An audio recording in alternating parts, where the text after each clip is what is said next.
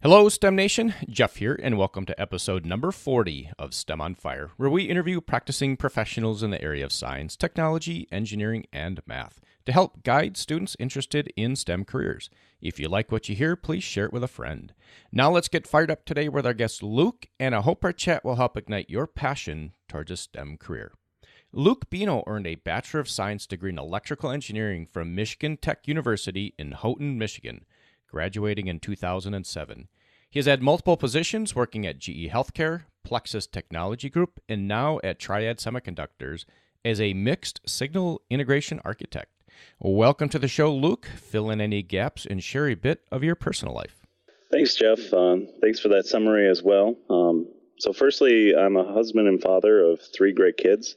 I was born and raised in Green Bay, Wisconsin, and also currently live there, where I work remotely for Triad Semiconductor. I'm, of course, a Green Bay Packers fan as well, and I've been an electrical engineer for over 10 years now. As you mentioned, I started my career working at GE Healthcare in the Milwaukee area, and specifically worked on designing X-ray systems. First, the robotic portions of the system called the positioners, and then followed by designing the actual devices that receive X-rays and generate images called X-ray detectors. So after 4 years at GE and the birth of my first child, my wife and I decided that we wanted to move back to Green Bay and be closer to family. So I started working for Plexus in their engineering solutions department, and here we did electronic design consulting services for other large companies wanting to design products. A lot of these products were medically focused, and the one product that I spent a lot of time working on was a renal ablation system for a large medical customer. And this product helped people with chronic hypertension, also known as high blood pressure, to relieve their blood pressure and to live life to the fullest. In contrast, my next project at Plexus was to work on a robotic assembly system for pressure regulators that go into the Coca-Cola Freestyle soda machines. So very much different engineering skill set applied there, but still under the same company, which was very interesting for me. You might have seen some of these machines. They're the ones with the touch screens that you can use at a Noodles and Company or Moe's restaurant. So after about a year and a half at Plexus, I found myself very interested in the world of semiconductor design. And since I had been working at GE, I was taking graduate courses in this area. An opportunity came to me to work for a company based in North Carolina called Triad Semiconductor, and they design mixed signal ASICs for companies sort of like Plexus, where it's a design consulting plus manufacturing piece specifically for designing integrated circuits for certain companies. All right, Luke, thanks for that great overview. And I think you're the first one on the podcast that's working for a semiconductor company doing IC design or integrated circuit design, and especially in mixed signal, which means that you've got both analog and digital design going on in the same device. Could you dig in a little bit about that, and how did you gain the experience to do that type of design activity? So I'll follow up, Jeff, and say that the detailed design, or actually putting down the transistors and connecting them and doing the simulation is something that I actually am not doing for Triad Semi. I am the interface between the customer and the IC designers, so that individuals who do not specifically speak the IC design language can interface with our engineers and bridge that gap between the specific application and the detailed integrated circuit design. And that's really my role as the mixed signal integration architect. So what would be your specific area of expertise? Specific area of expertise historically has been in RF systems and hardware design in general. So taking a collection of integrated circuits, resistors, capacitors, designing schematics and doing layouts to create an actual product that would be used. So as a field apps engineer in the integrated circuit market, in the mixed signal market, what would a day look like for you?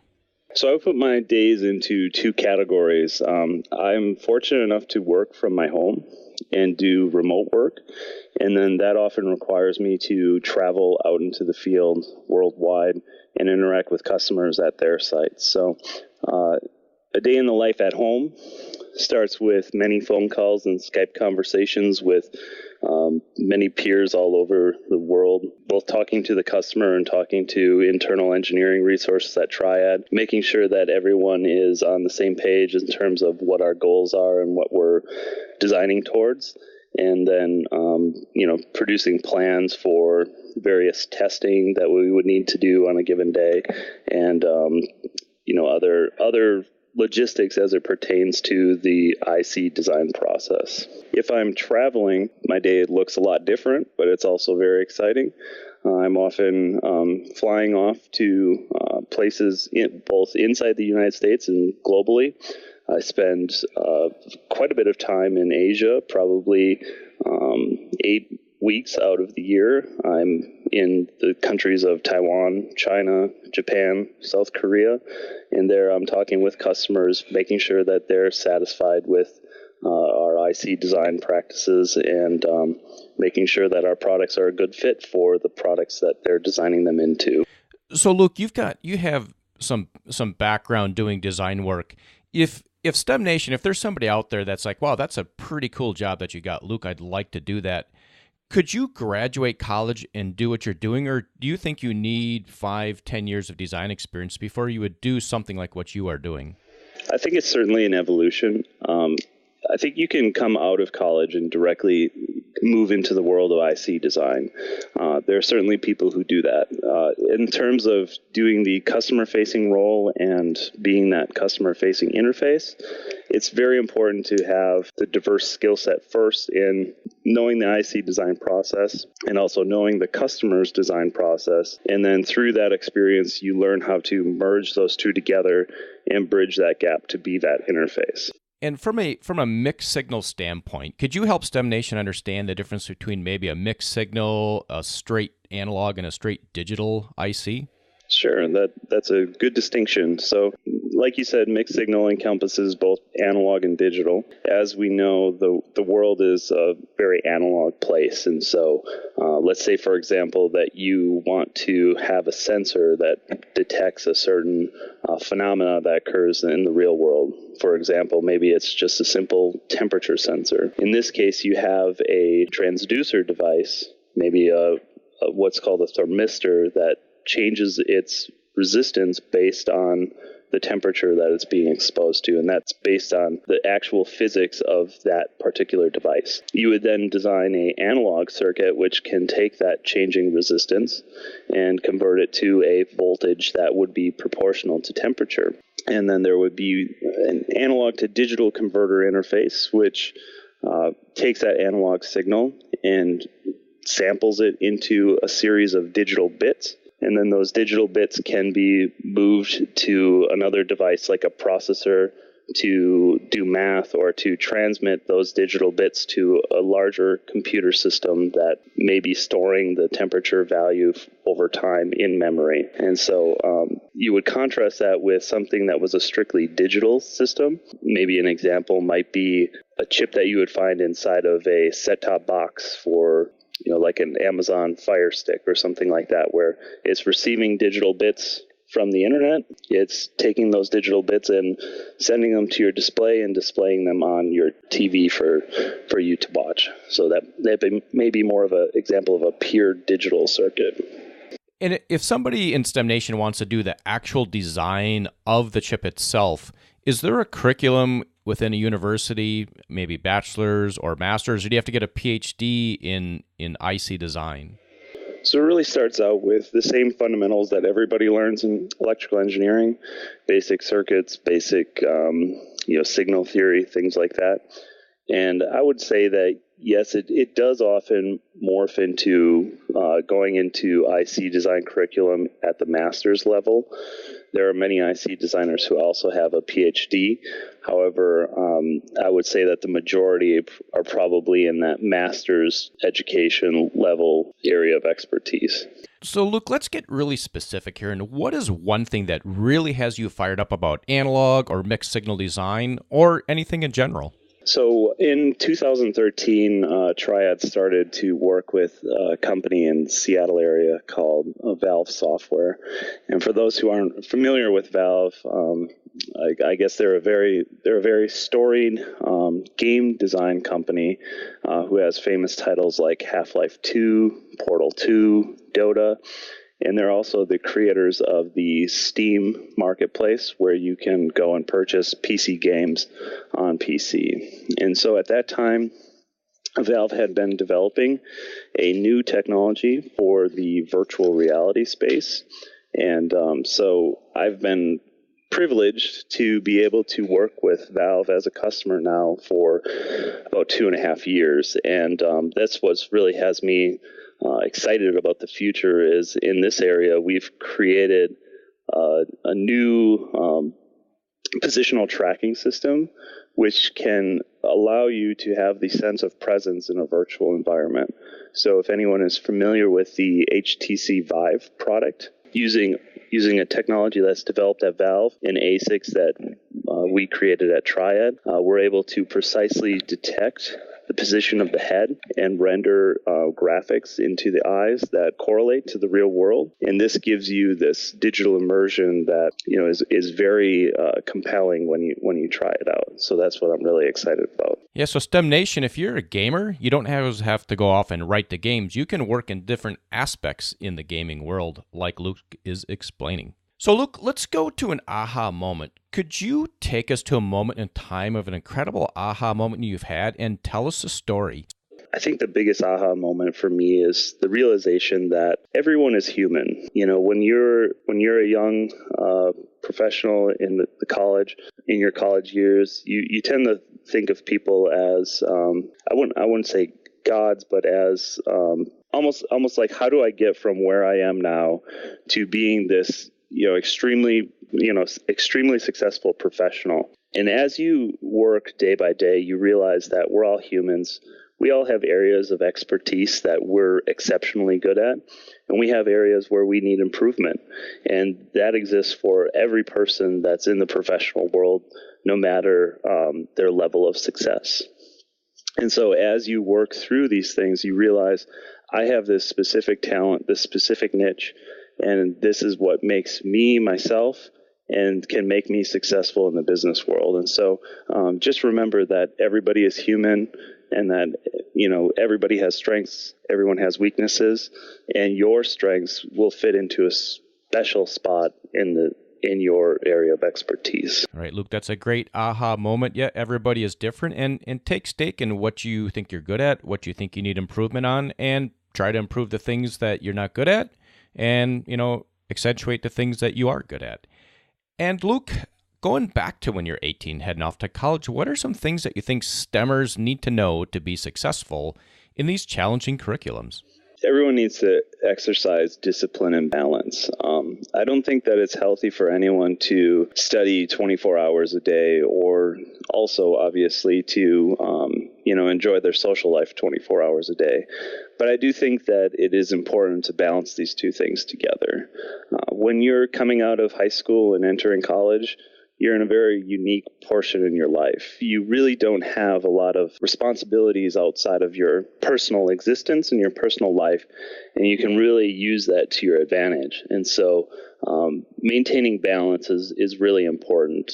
Make sure that when you're studying efficiently and you're enjoying the studying practice, but also take some time to spend with friends and recharge and refresh, so that when you get back to studying, you're personally balanced and ready for what's in front of you then and there.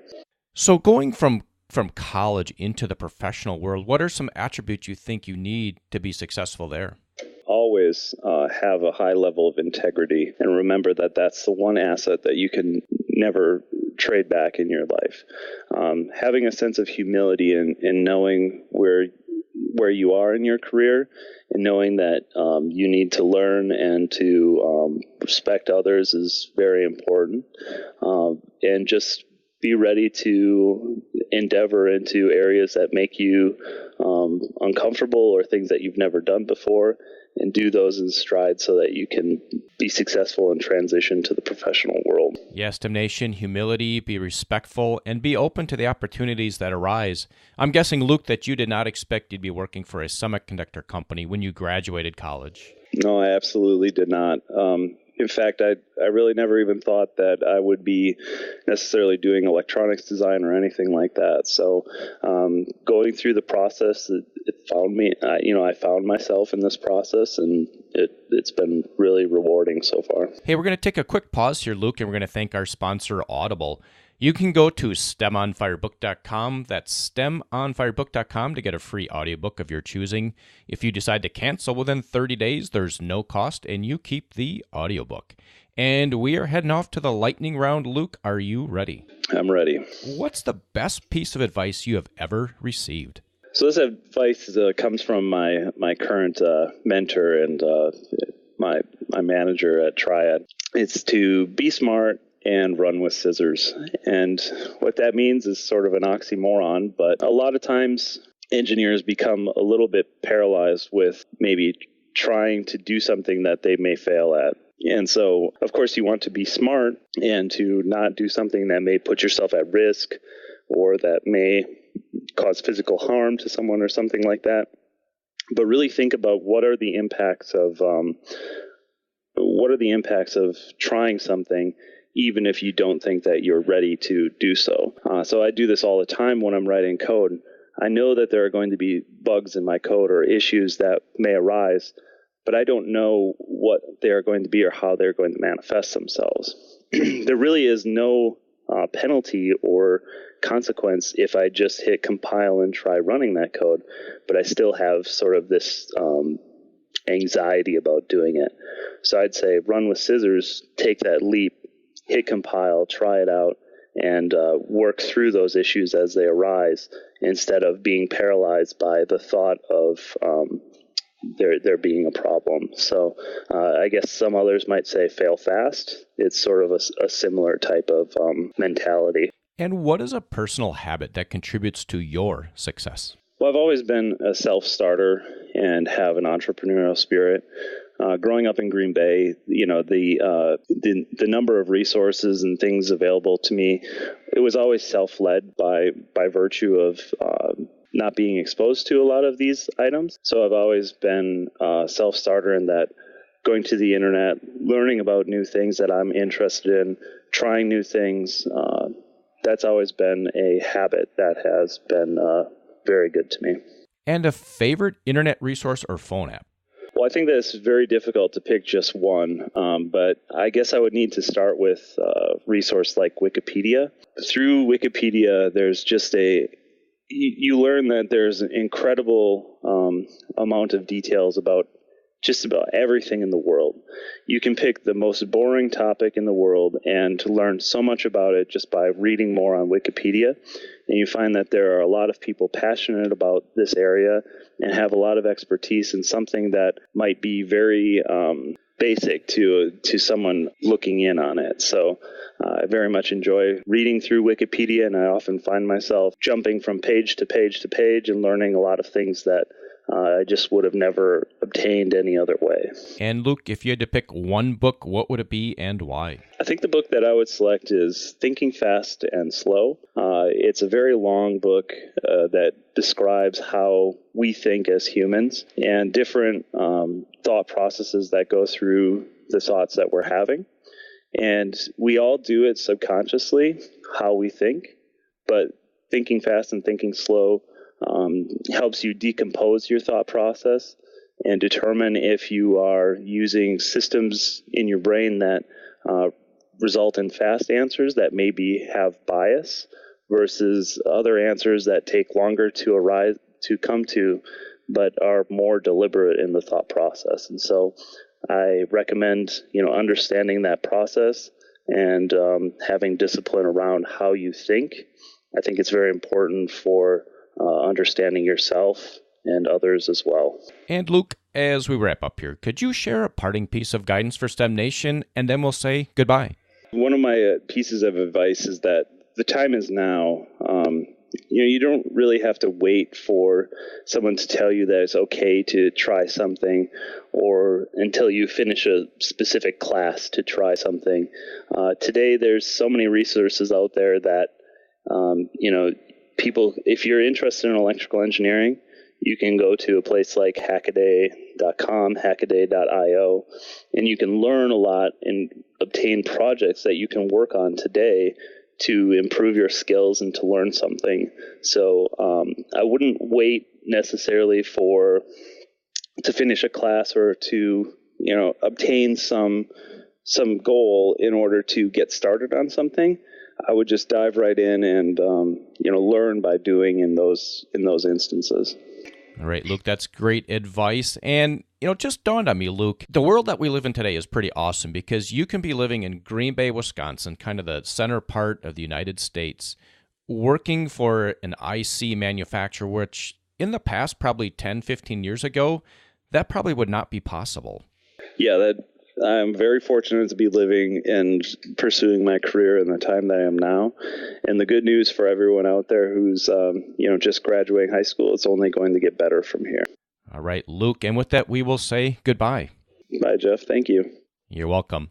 I hope you enjoyed our chat today with Luke. You can head over to STEMonfire.com, subscribe to the email list to keep up with the latest happenings, and be sure to subscribe to the podcast on your favorite podcast player.